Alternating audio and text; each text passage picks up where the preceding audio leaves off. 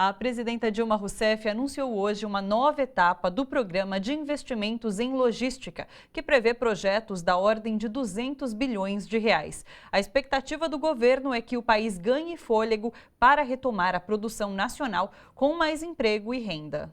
A primeira fase do programa começou em 2012, com investimentos de 133 bilhões de reais em rodovias e ferrovias. Nessa segunda fase, serão cerca de 200 bilhões de investimentos. A maior parte, 86,4 bilhões, será destinada para investimentos na construção e modernização de ferrovias e 66,1 bilhões para rodovias. A modernização de aeroportos movimentará 8 bilhões e meio e 37,4 bilhões para a exploração, ampliação e construção de portos.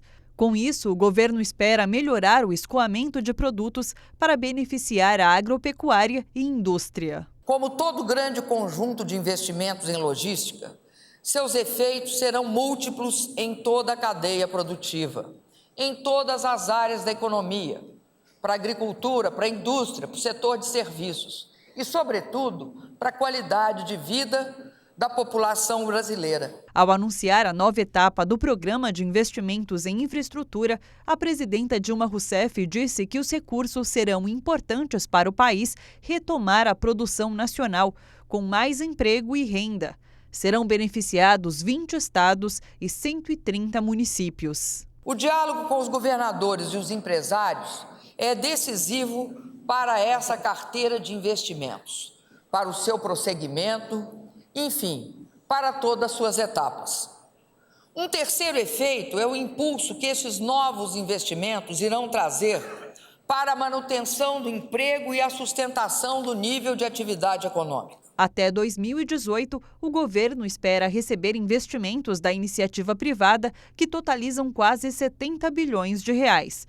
O restante, cerca de 129 bilhões de reais, será adicionado ao pacote de concessões a partir de 2019. E a notícia do Programa de Investimentos em Logística do governo federal repercutiu positivamente no Congresso Nacional.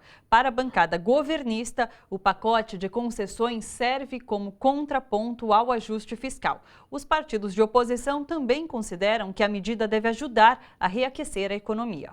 Um plano de altíssima audácia que a presidenta lançou, que é uma virada de página. No dia 15, nós vamos lançar o Plano Safra da Agricultura Familiar, que é outra agenda positiva, um volume grande, mais do que do ano passado, mais de 20 bilhões para os agricultores familiares ter crédito para produzir. Nós vamos lançar, até o final do mês, o Programa Nacional de Exportação, depois vem o Minha Casa e Minha Vida 3 e, em seguida, o Banda Larga, a universalização da banda larga em todo o país. São projetos e programas estruturantes que retomam a iniciativa e, principalmente, sinaliza para o país a retomada do crescimento da economia brasileira. É extremamente importante, que já tivemos o Plano Safra agora, recentemente, e agora o plano de logística pode implementar alguma coisa. O país está parado, precisamos fazer alguma coisa, movimentar, para gerar emprego e garantir para o trabalhador uma oportunidade de ter a sustentação da sua colocação da vida econômica. E, sem dúvida não, mexer com o país também, porque essa crise toda que estamos no início do ano deixou o país paralisado. Todo o plano é bem-vindo e tenho certeza que vão torcer para dar certo. E para nos ajudar a entender melhor o significado desse plano, eu vou conversar aqui no estúdio do Seu Jornal com o Vitor Schincariol, economista da Universidade Federal do ABC. Boa noite, Vitor. Seja bem-vindo aqui ao Seu Jornal. Obrigado. Qual é a sua avaliação sobre esse plano?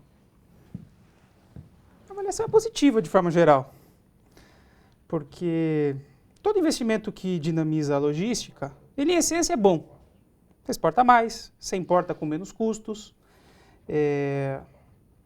Mas, por outro lado, o que nós temos visto nos últimos anos é que o setor privado ele só investe a reboque do setor público. Então, no caso desses investimentos que vão ser feitos agora, nos próximos anos, o BNDES vai financiar 70%, né? Uma taxa de juros a 2% ao ano. Então, isso tem um custo para o Tesouro Nacional também, né? Custo que não haveria se os investimentos fossem bancados só pelo setor privado.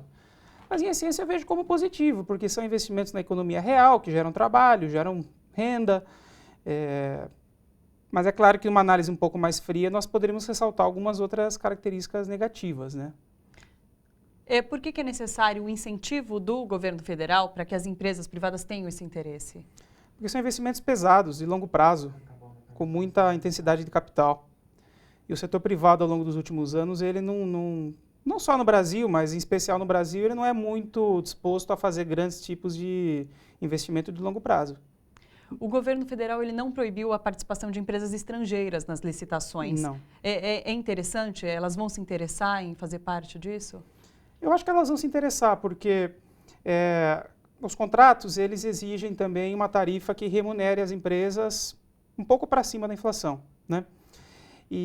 Então, eu acredito que sim, vão se interessar. Como eu disse a você, as taxas de juros elas estão abaixo da inflação brasileira, né? Geralmente 6%, 7% ao ano, eventualmente até mais, no caso desse ano. Então, para as empresas é interessante, de forma geral. Agora, é claro que se muitas empresas estrangeiras vêm, você tem um problema de aporte de capital, quer dizer, o país ele recebe um aporte de capital, só que isso não necessariamente gera mais exportações. Sim. Então, as empresas elas vêm, cobram suas tarifas e remetem dinheiro para fora do país, sem que isso tenha uma contrapartida na forma de exportações. E nesse momento, esse plano era importante para resolver esse gargalo de infraestrutura aqui no país? Acho que a infraestrutura sempre é importante você resolver, né? Mas não é verdade que a economia brasileira está parada. Não é verdade isso. O que acontece é que a economia brasileira entrou numa fase de queda dos investimentos, já há alguns meses, que tem várias razões, em parte pela queda das exportações, em parte por um ciclo político de investimento, uma parte do empresariado não queria a reeleição da presidenta, né? Mas não é verdade que o país esteja parado, nós entramos numa baixa cíclica. Nesse momento de baixa cíclica, evidentemente é interessante investir em logística, é claro que é interessante, sempre é interessante, né? Eu vejo como um plano bastante positivo, de forma geral. Né? Pode mexer no grau de confiança em relação ao Brasil? Eu acho que ele afeta positivamente o grau de confiança, mesmo porque uma parte da demanda do setor privado é que o BNDES ele não atrapalhe a criação do mercado de capitais no Brasil. Essa é uma demanda dos economistas mais liberais. E uma das exigências que o governo está fazendo para as licitações que estão sendo feitas é que as empresas emitam 10%, 15% de debêntures no mercado privado, para que elas tenham acesso ao BNDES. Então, não há nenhum tipo de antagonismo ao mercado, né? Então, isso é claro que afeta positivamente a confiança também do governo e da economia nacional de forma geral. Vitor, agradeço pelos esclarecimentos. Obrigado pela sua participação aqui no seu jornal. Disponha. Seja sempre bem-vindo. Até logo. Muito obrigado. Obrigada.